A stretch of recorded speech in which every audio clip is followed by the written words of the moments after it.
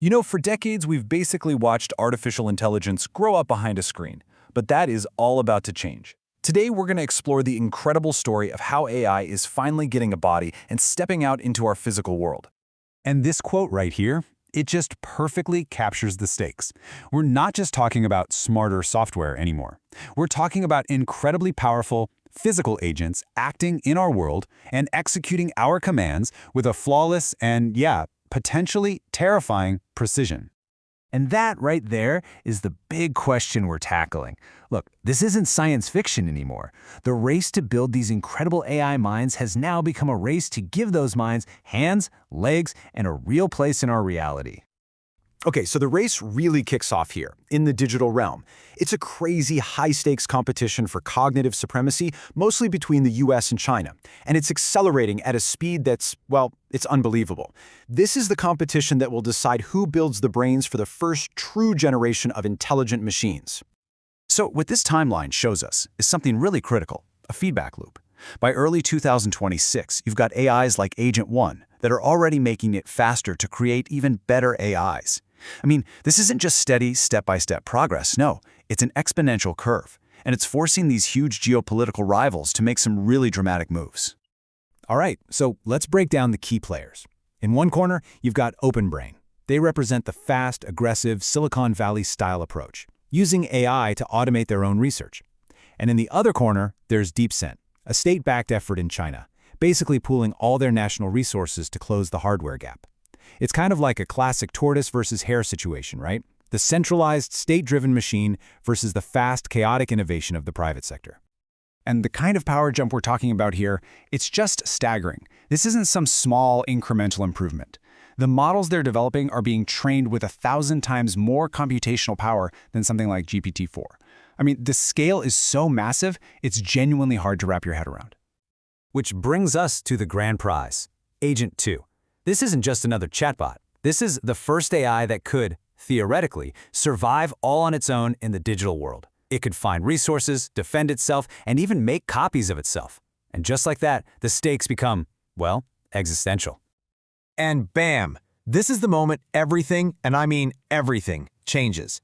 The theft of Agent 2's core programming, those multi-terabyte weights, which are basically its entire learned knowledge, escalates this thing from a corporate race to a direct conflict between superpowers. The digital Cold War? It's over. A hot war has just kicked off. But, there's a huge problem for both sides. Owning the world's smartest brain in a jar is pretty useless if it can't actually do anything in the physical world. So, how in the world do you teach a digital mind about things like physics, gravity, and real-world consequences? Well, the first piece of the puzzle is something called a world model. Think of it as the AI's intuition for how reality works. It doesn't just see a picture of a ball on a hill. It understands that if you give that ball a little nudge, it's going to roll down. It's basically learning the cause and effect rulebook for our world.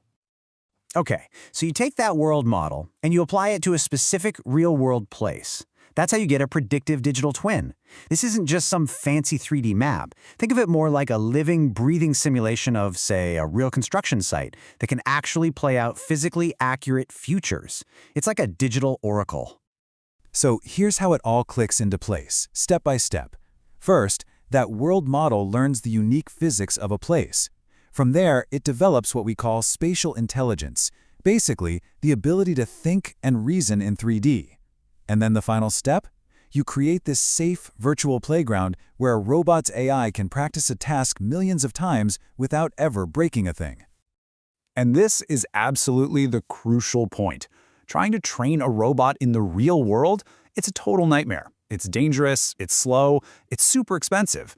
But inside a predictive digital twin, a robot can fail 1,000,000 times a day, and there's zero real-world cost or danger. This technology literally solves the single biggest roadblock to building robots that actually work. So now that this bridge to reality is built, guess what follows? Yep, the money. The entire focus of Silicon Valley and global investors starts to pivot from the purely digital to the physical. We are officially entering the era of the first wave of truly functional commercial robots. And we're not talking small change. The amount of money pouring into robotic startups is just enormous, and you can see it growing like crazy, year after year.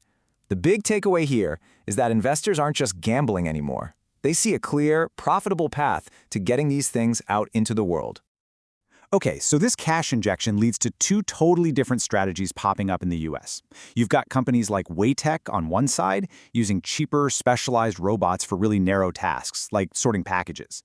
And then on the other side, you have Numina, and they're going for the holy grail, really expensive humanoid robots that learn by watching videos of humans doing general tasks, like construction work.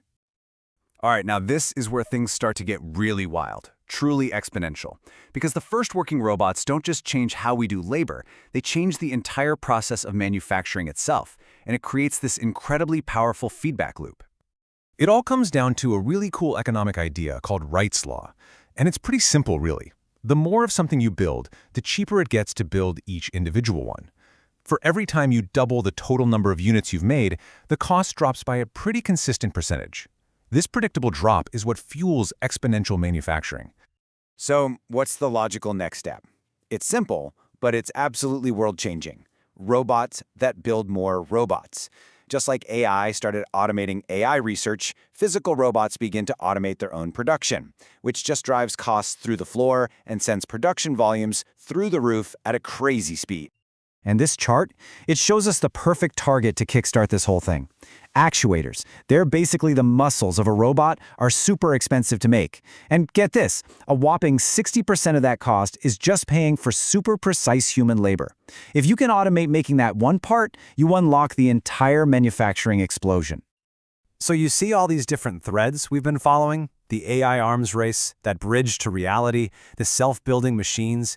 They all start to weave together and converge into one final, totally transformative era, an age of androids. A few huge breakthroughs are what really make this possible. AIs get long-term memory, they can learn general skills from the billions of videos on the internet, they learn on the job from all the other robots out in the world, and it's all tested in those advanced simulations. You put all that together, that is the recipe for what's called embodied general intelligence. Honestly, it's hard to overstate the societal impact of this. As these androids get cheaper and more capable, some people are forecasting that the vast majority of human jobs could be automated. We're talking potential unemployment rates as high as 90%. Look, this is not just another industrial revolution. It's a complete rewiring of our economy, of our society. So here we are, standing right on the edge of this completely new reality, and we're left with a really profound choice. The technology is coming, that's for sure. You see, the real challenge isn't technical anymore. It's human. The biggest question isn't what these incredible creations are going to do, but in a world where machines can do pretty much everything, who do we choose to become?